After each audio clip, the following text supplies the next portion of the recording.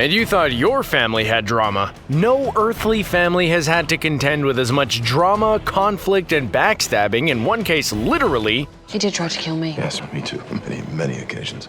as Odin, Loki, Hela, Thor, and the rest of the Marvel Cinematic Universe's royal family of Asgard. So what did Thor Ragnarok reveal about why Odin stripped Thor of his powers in the first film? Let's take a look at a theory that brings the Asgardian story full circle. Before diving into the theory, let's first recap this mess of a family. Even gods have problems. First, you have Thor. Tall, strong, handsome, powerful, every inch the Prince of Asgard. He's also impulsive, arrogant, and thinks with his fists before engaging his brain. That's what Just because he's a god doesn't mean he's perfect. His quick temper and love of combat cost him his home, his powers, and his enchanted hammer Mjolnir.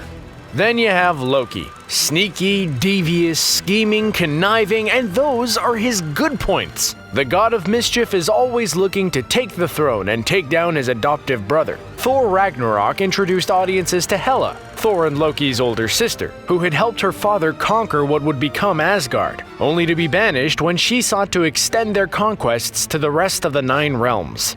And then there's the Big Daddy himself, the All-Father Odin. His efforts to keep the peace among the realms ended up splitting up his family into the biggest bunch of bickering brats since the Kardashians. Not exactly Father of the Year material.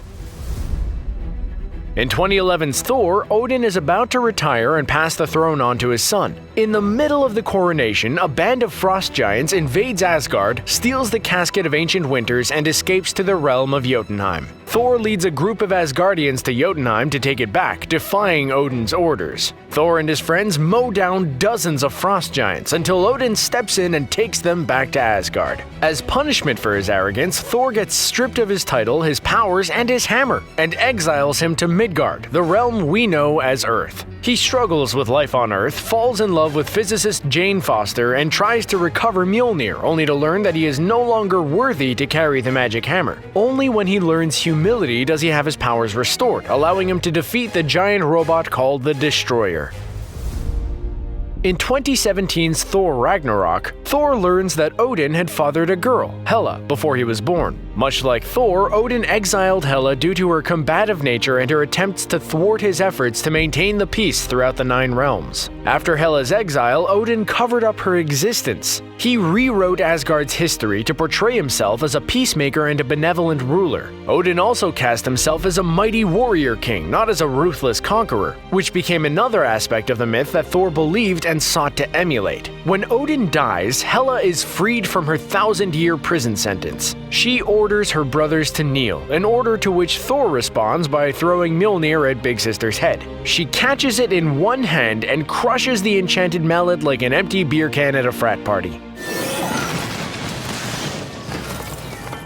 Thor and Loki attempt to escape from Hela by using the Bifrost Bridge to get back to Asgard. Hela follows them and throws them both out of the rainbow beam, forcing them to land on the planet Sakaar. Once again, Thor must battle a giant enemy without his trusty hammer to get back to Asgard. This time, he must fight his friend from work, the Incredible Hulk. Meanwhile, Hela takes over Asgard with an army of zombies and her giant wolf Fenris. She kills Thor's friends, the Warriors 3, and pursues Heimdall, the guardian of the Bifrost Bridge, in an effort to remove the last barriers to her undisputed rule of Asgard. Once she takes the throne, she plans to use her zombie army to take over the rest of the 9 realms and finish what she started more than 1,000 years earlier. Thor, Loki, Hulk, and their friend Valkyrie eventually escape Sakaar and return to Asgard. Thor goes to confront Hela while the others face off against Hela's minions. Hela tells Thor the true story of Odin, how he conquered the 9 realms with Hela as his right-hand woman. She tells Thor of how she and dear old dad bathed civilizations in blood and tears to build Asgard's empire. She destroys the myth of Asgard that Odin built for himself and for Thor. Thor quickly realizes that the only way to save the 9 realms is to sacrifice one,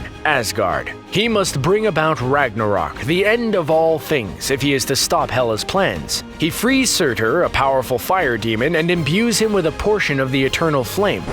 No, not the Bangles song from the 80s. To make him strong enough to battle Hela. As he helps the Asgardians escape, he watches as his home is destroyed. And so the story comes full circle.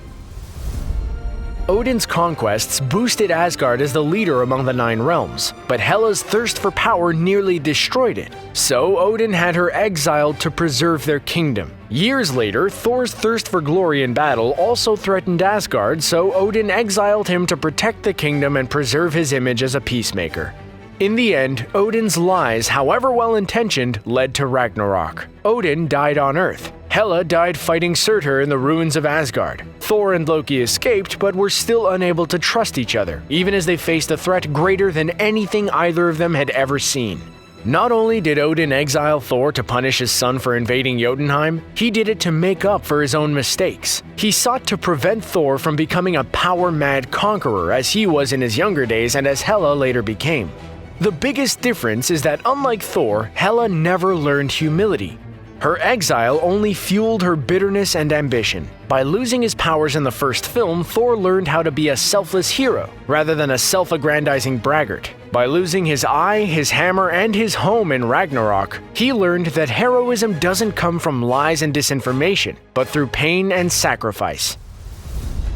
So what do you think of this theory? Do you think Thor and Hela had more in common than they thought? Was Odin really a bad dad? Let us know your thoughts in the comment section below. And don't forget to like, share, and subscribe to ScreenRant for more great videos like this one.